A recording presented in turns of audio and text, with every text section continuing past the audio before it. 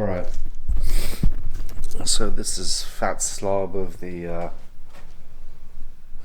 Funk Spastics newest and last addition to the guitar collection.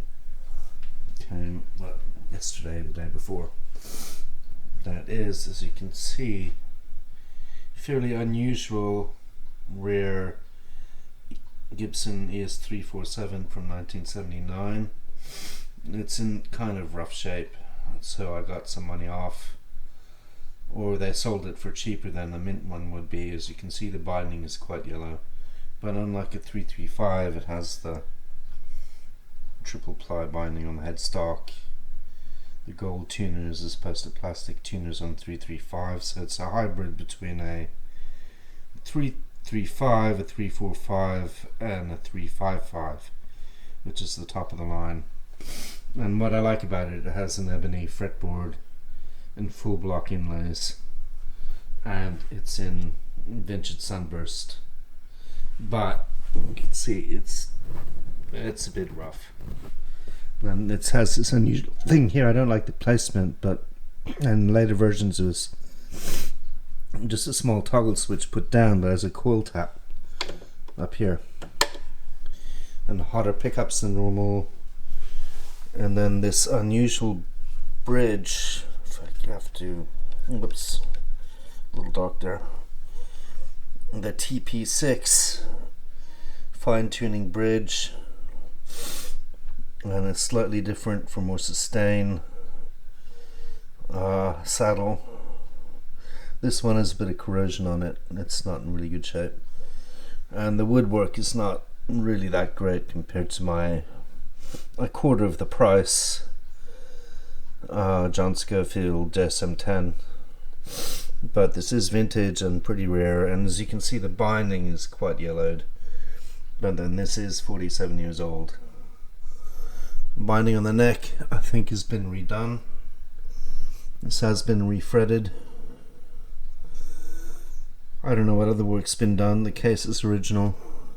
Weighs a ton because it's a solid maple block down the center, unlike a 335, so it's much heavier and then more sustain.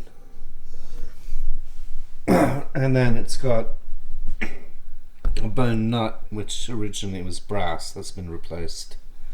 That doesn't bother me too much. And then unfortunately this bubbling had obviously extended up the neck, so they sanded that off and removed it. Then I think this is either just straight wood or maybe they've done something with it. They said it'd been totally refurbished. And so shop in Japan, East Island Crew or whatever they're called. Shop is a different name, but that's what they call themselves on eBay. It wasn't especially well packed in, but not bad. In a lot of bubble wrap, but compared to my Birdland, which is really well packed in with tons of paper and paper everywhere, this was a much worse packing job, but it was good enough. And the case is original, though the case is pretty old and battered. You could use, I think, probably any old 355 or 335 case. I think the dimensions are the same. And that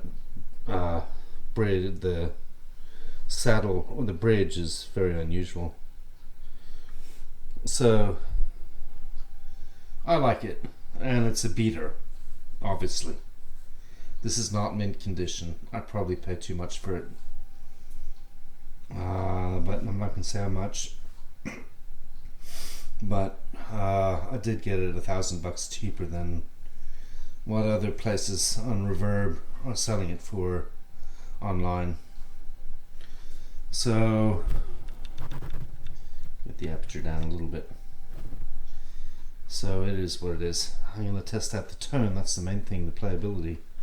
I still have to fine tune it. I just coarsely tuned it.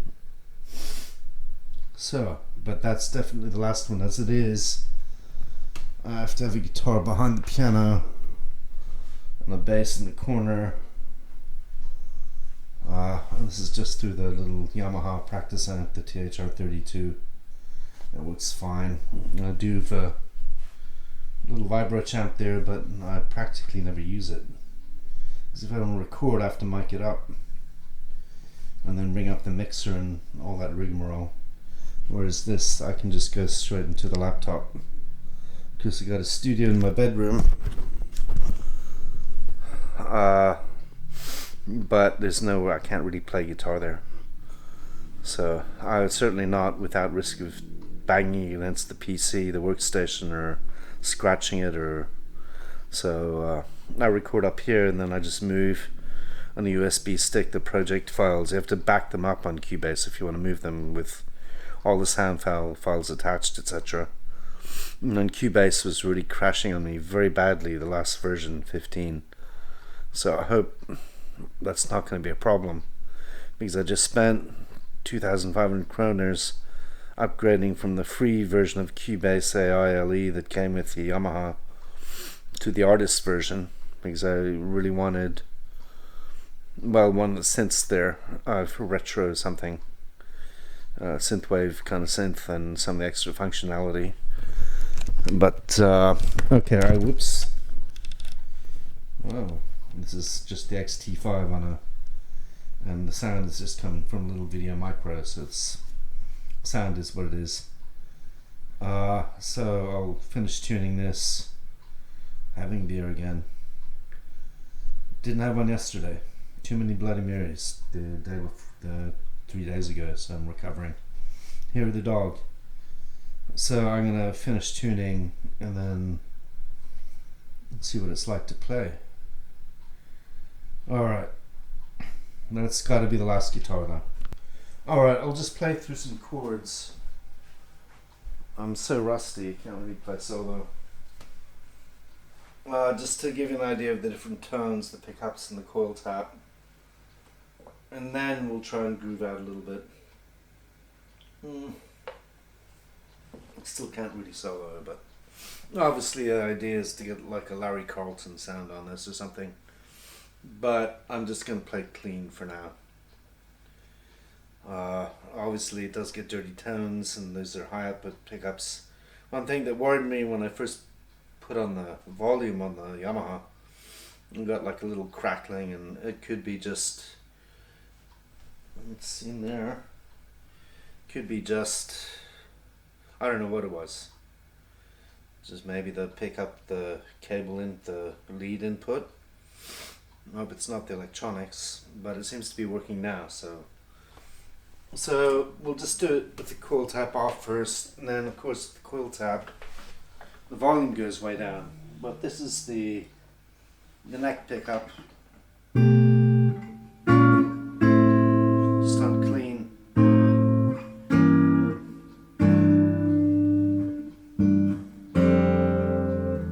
It's quite bright.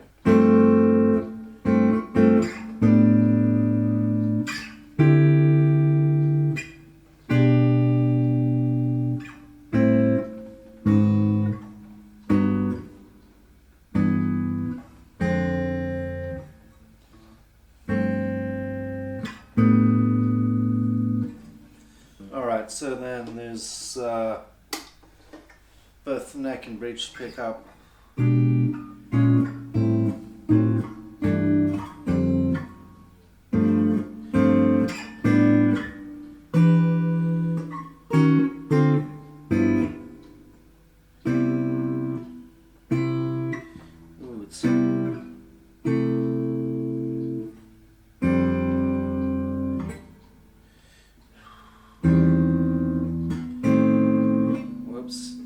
Something.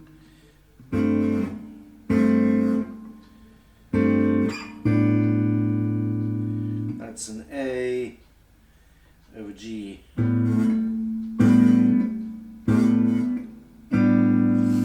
Basically, or it could be another chord.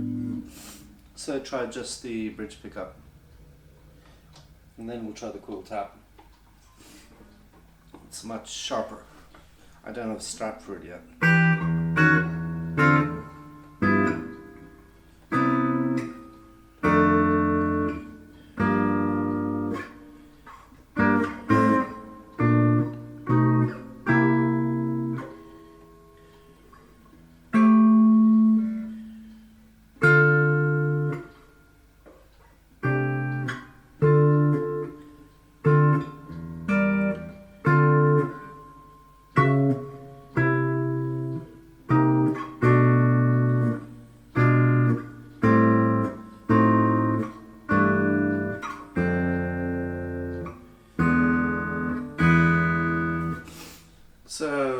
that's that. So we'll try back to the neck pickup with the coil tap. Of course, this should introduce some hum, but I don't hear any.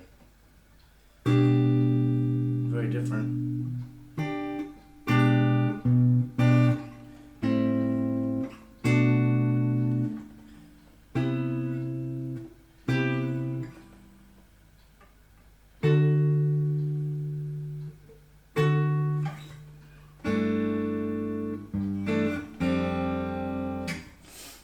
And then with the coil tap still on both pickups, maybe some country you could do. And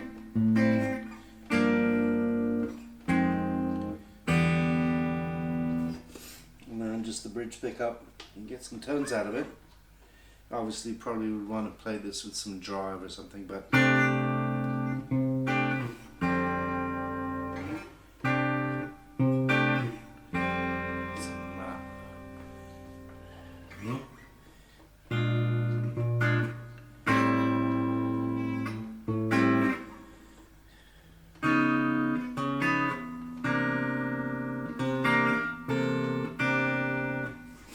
alright, that's enough. So that's with the coil tap. I'm not going to be using the coil tap much, I don't think, because I have a telly and a Strat, so that's, why would you bother? And it sounds bad, it's different, gives you more choices. I hate having the coil tap here. It should be just like the JSM or later versions had, like just a toggle switch down here. Looks much nicer. Rather this, I mean, it's sort of like an L5, like my L5, but I just don't like having it there on a 335 style guitar. But anyway, electronics seem to be working now.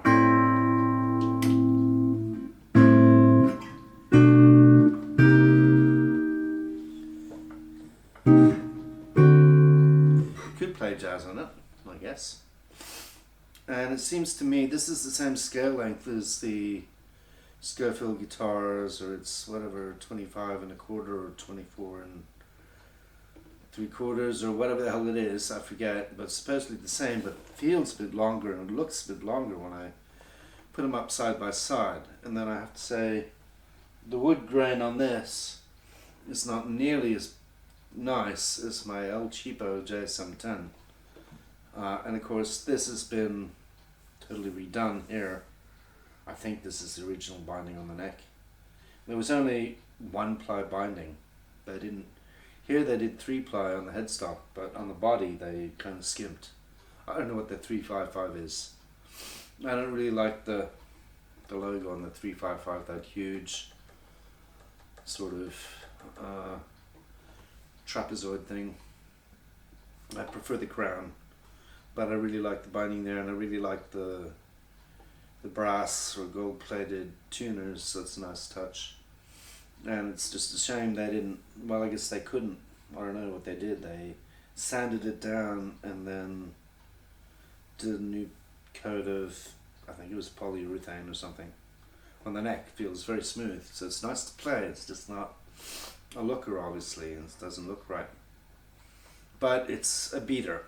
It's not mint condition, so this is not going to get a huge amount of money on the open market. But it is still rarer even than my Birdland or L5s, because it was only in production from, I think, 1978 or 1979. This is 79 to 1989. It's still 10 years, and I found 5 or 6 of them on Reverb. No other ones on eBay. I got the last one on eBay that was in, it was a black one, but I got the last one in tobacco on eBay globally. So anyway, it's a playing guitar and an investment, so it's just too heavy to play. You could play standing up with the strap, I guess, but it's heavy, a lot heavier than my Scofield Ibanez. So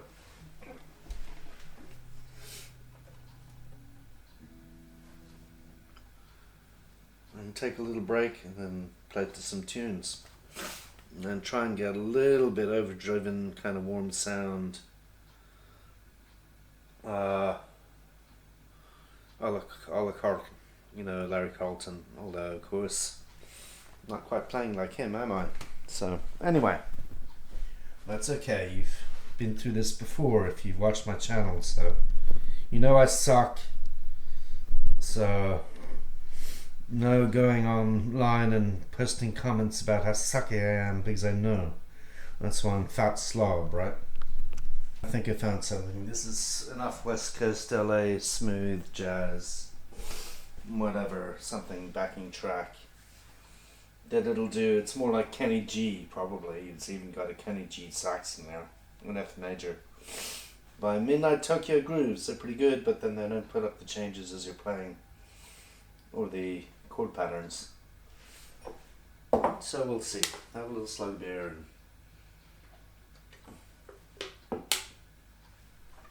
And it's sort of cutting out on me though, the guitar, so it may be loose somewhere. I'm not sure. Let's play it.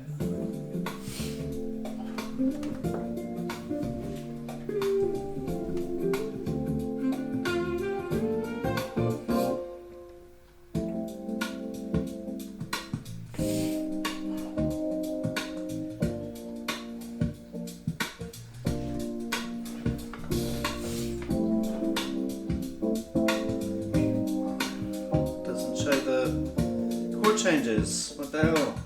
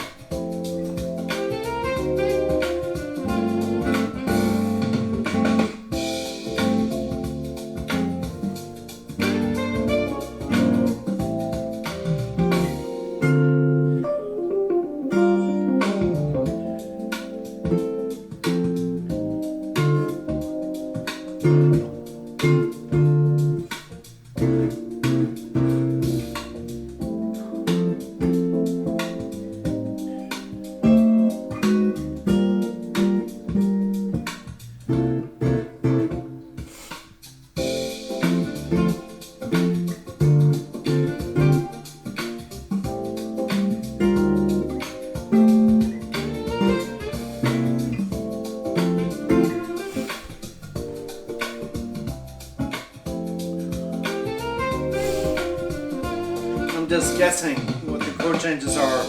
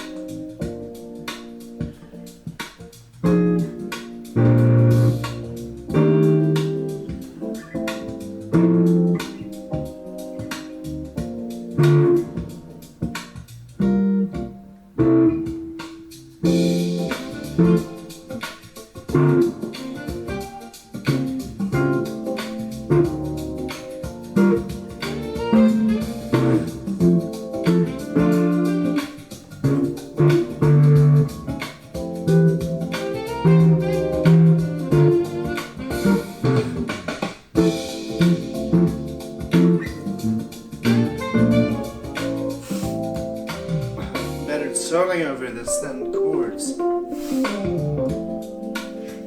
Try turning the gain way down and doing it smooth style. It's hard out, hard pickups, so it distorts really easily.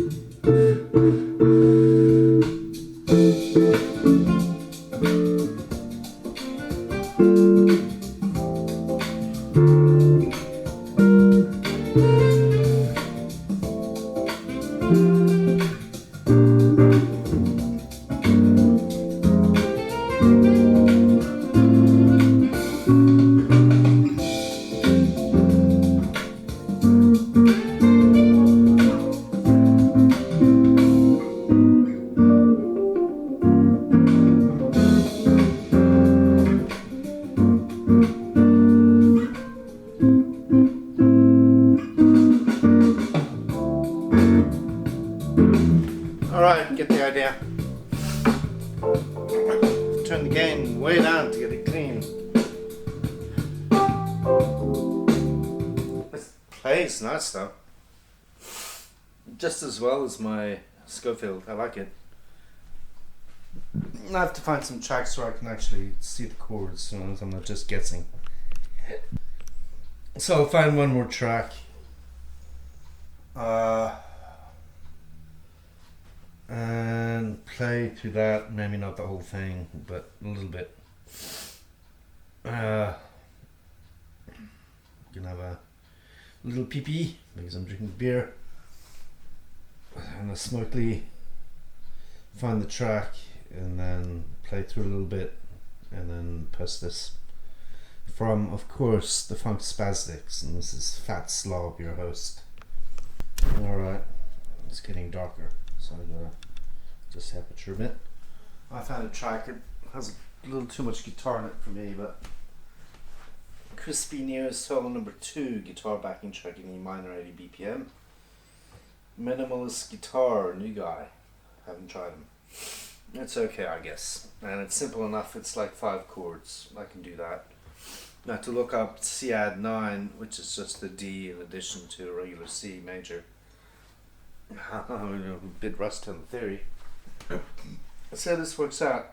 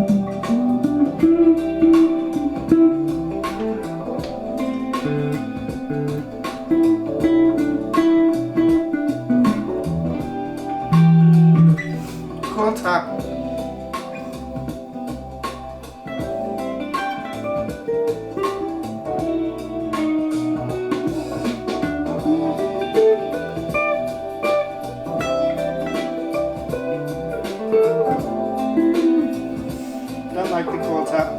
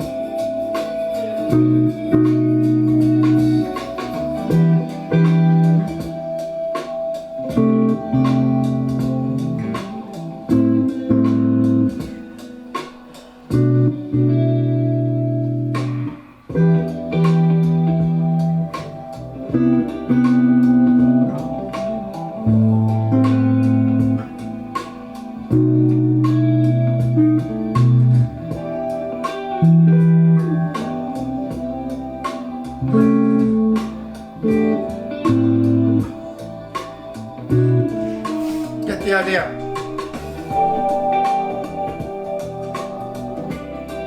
It's an okay track. So that's long enough, gives you an idea. And I didn't really play any dirty sounds, which you could do. Just turn the guitar a bit down. I like the clean sounds off that. It's fatter sound and rounder sound than my Scofield. But you can get good jazz tones out of both of them, or soul or R&B or what have you, I'm sure. A lot of tones out of this because of the coil tap, but then as soon as you do the coil tap, you roll it, the volume cuts in half. So you probably have to play to start with the volume down by half, do the coil tap, roll the volume on the guitar all the way up, etc. I don't know if I'm such a big fan of the coil tap, a bit unnecessary. I never use it on the Scofield guitar. But I guess if you're in the middle track or a song or a playlist or something or a song and can't get to the amp, it gives you some tonal varieties there and then. And so it could be a thing. I've seen some people use it, especially Hiller or whatever his name, the German guitarist who also had this guitar shop on the side. He's a really good guitarist, blues guitarist. Also a lot of vintage guitars. And he had one of these, he was playing one of these, which is one of the reasons I decided to get this. Well, I decided to get this because I saw it on eBay and I'm like, oh, wood, tobacco sunburst, not tobacco, but vintage sunburst, full block inlays, full binding on the headstock, and I'm like, I just bought the Birdland, which is an even nicer guitar. But I saw this, I'm like, oh my god, that's so rare, because I don't really like the 355 with just black, although it's nice. But I really prefer the sunburst. And I certainly didn't want cherry red. Not gonna happen. But I really like the full block inlays on my guitars, so, and ebony and all the rest of it. So that did it for me, and I just waited till the stock market shot up and sold some shares, and like it was the day after the ceasefire, and my portfolio went up by like 5% in a day, and I sold. I'm like, that's it, pay my taxes, get 2 guitars and a bass, and so there we are. Of course, this is an investment. And like my stupid groceries, which are costing me a fortune. But anyway, and I still have to pay VAT on this, so that hasn't come. It's going to come from FedEx, and it's going to be a lot of money. But that's how it is.